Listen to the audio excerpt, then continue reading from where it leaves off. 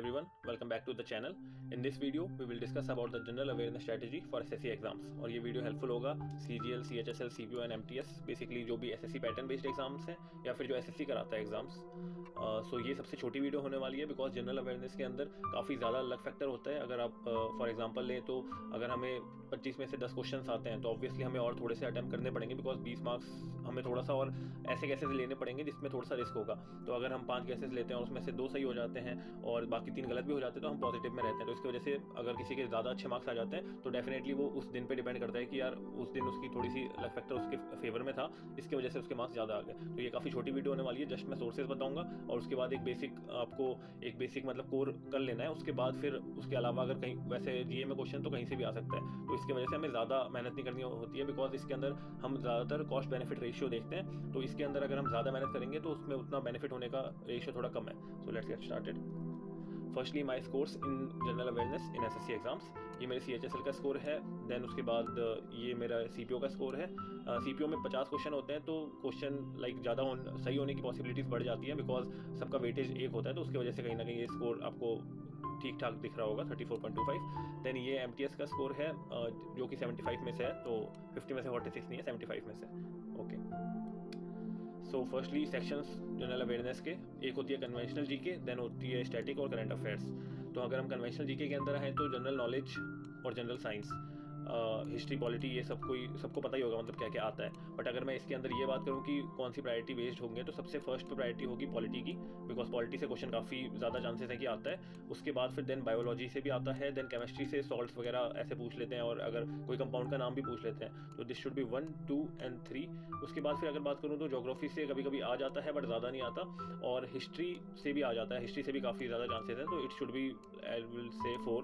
Then physics और economics, इन दोनों से क्वेश्चंस आते हैं बट प्री के अंदर काफ़ी कम क्वेश्चंस आते हैं, ज़्यादातर क्वेश्चंस मेंस में आते हैं। तो ये दोनों मेंस के हिसाब से बहुत इंपॉर्टेंट है बट बिकॉज ये क्वेश्चंस काफ़ी आ ही जाता है, मतलब इकोनॉमिक्स का तो ज़्यादातर आ ही जाता है क्वेश्चन। उसके बाद अगर मैं बात करूँ static GK, so static GK के अंदर डांसेस जो होते हैं काफ़ी ज़्यादा, मतलब प्री के अंदर तो पक्का एक क्वेश्चन होता है डांसेस का या फिर डांसर्स या फिर सिंगर्स जो होते हैं उनका, या फिर म्यूजिक घराना जो होते हैं लाइक बनारस घराने से कौन है, दिस एंड दैट। तो ये क्वेश्चंस काफ़ी मतलब इंपॉर्टेंट है, ये पक्का आता ही आता है। देन कभी कभी स्पोर्ट्स टर्म भी आ जाते हैं लाइक कैडी किस में यूज़ होता है, लाइक गोल्फ में फॉर एग्जाम्पल, तो ये सब भी मतलब आ जाता है स्टैटिक जीके से। Then important days like world water day कब होता है, ये सब मतलब ऐसे क्वेश्चंस आ जाते हैं, कभी कम आते हैं, ज़्यादातर चांसेस इन दोनों के हैं। तो इनको मतलब, और इसके क्या है कि सोर्सेज भी काफ़ी ज़्यादा हैं, मतलब अगर हम बात करें डांसेस और म्यूजिक घरानास की तो काफ़ी ज़्यादा है। बट आप एक बेसिक कर लेते हो PYQ, अब मैं आपको जहाँ से सोर्स बता रहा हूँ वहाँ से कर लेते हो, उसके अलावा फिर कभी कोई मिल गया तो उसको ऐड ऑन कर लो, वरना उतना कर लेना is more than enough because ऐसे तो फिर ऐड ऑन करने के लिए काफ़ी वास्ट है इसकी वजह से। अगर हम करंट अफेयर्स की बात करें तो ये बीच में इरेलेवेंट हो गई थी बिकॉज 2021 की करंट अफेयर 2023 में जो एग्जाम्स हो रहे थे उनमें आ रही थी, तो ये काफ़ी इरेलेवेंट हो गई थी।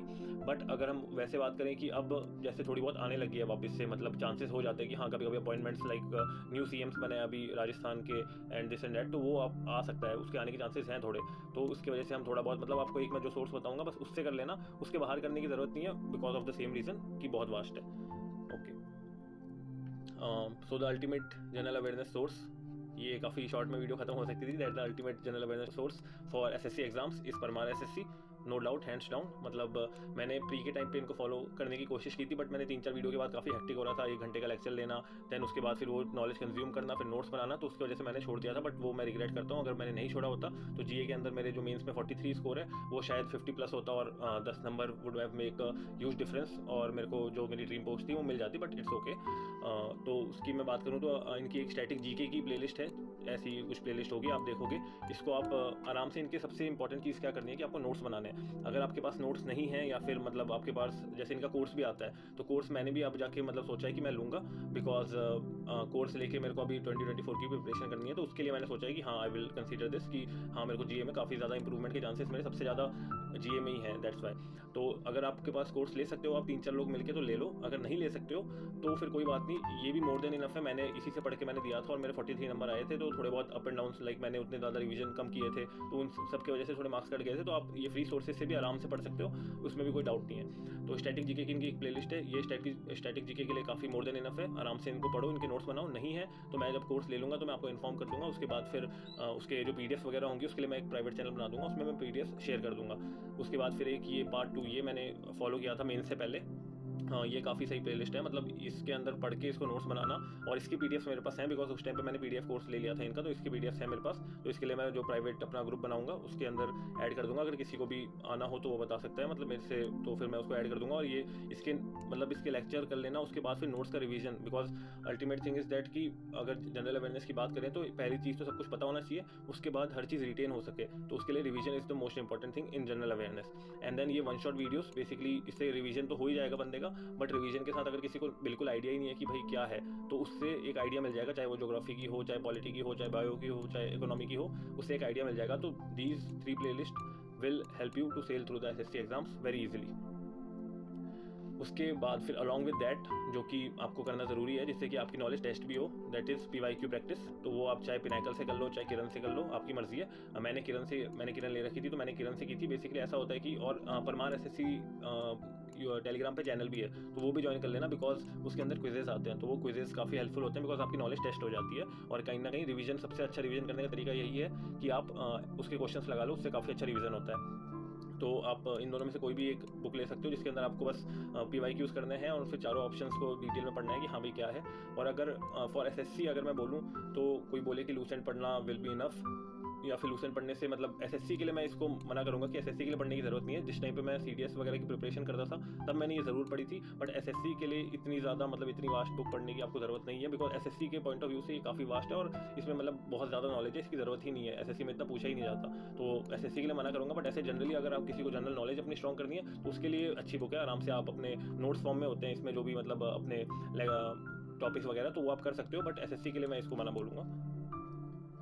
देन करंट अफेयर्स काफ़ी वास्ट हो सकती है, बट आपको लिमिटेड सोर्स रखना और मैक्सिमम रिवीजन रखना है। तो उसके लिए क्या करना है कि हर मंथ के करंट अफेयर्स आप, जैसे अक्टूबर में है तो जनवरी या फेब से आप शुरू कर दो 2024 के, और इंडोलॉगस चैनल है, वहाँ से एक वीडियो लाइक जनवरी की वीडियो आई, आपने इंडोलॉगस से देखी, उसके बाद फिर नोट्स बनाए।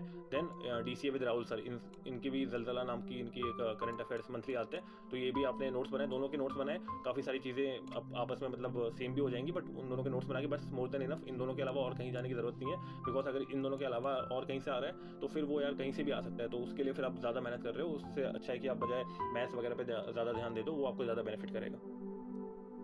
सो जैसा कि मैंने कहा था, ये सबसे शॉर्टेस्ट वीडियो होगी, बिकॉज जनरल अवेयरनेस ज़्यादातर लक फैक्टर बेस्ड है, कि मतलब उस दिन आपको वो 2 क्वेश्चन जो आपने लगाए, गैस लिए, और गैस ऐसा नहीं होता कि कोई अंधे गैस लेता है, गैस में ऑब्वियसली ऐसा होता है कि आप 2 ऑप्शन एलिमिनेट कर चुके होते हो, तो आपको फिर एक के अंदर गैस लेना पड़ता है कि हाँ यार ये सही, शायद इन दोनों में से कोई एक सही हो सकता है, तो आप गैस ले लेते हो। तो इसके लिए मैं बोलूँगा कि इसके अंदर ज़्यादा मेहनत करने की ज़रूरत नहीं है, काफ़ी लिमिटेड मेहनत करो, और पहले वो 3 जो अपने कोर सब्जेक्ट्स हैं, मैथ्स, रीजनिंग एंड इंग्लिश, इन तीनों को अच्छा कर लो। इन तीनों से अगर आप लेट्स से 150 में से 135 ऐसे स्कोर कर ले रहे हो, उसके बाद फिर तुम सोचो कि हाँ यार मेरे को GA में भी 30 लाना है। अगर तुम्हारी इसी में 135 नहीं आ रही तो तुम्हें सोचने का कोई मतलब नहीं है। इसकी वजह से मैं यही बोलूँगा कि पहले उन तीनों को अच्छा करो, और उसके बाद अगर टाइम मिलता है, जो कि अभी काफ़ी टाइम है अक्टूबर में, अगर टाइम मिल जाता है तो आप फिर इस पर आओ और फिर इसको आराम से प्रिपेयर करो, बिकॉज ये काफ़ी लक फैक्टर बेस्ड है, तो इसके अंदर आपको ज़्यादा मेहनत करने की ज़रूरत नहीं है। And at last I will से thank you and do subscribe the channel if you are liking the content, तभी ऐसे नहीं। और I always say that keep grinding, because if you'll grind then the best is yet to come, and the best will come if you'll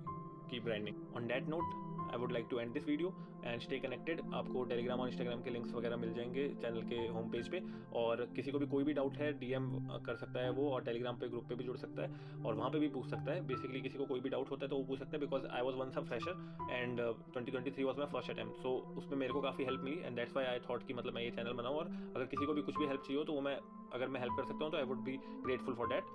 so thank you, that's all.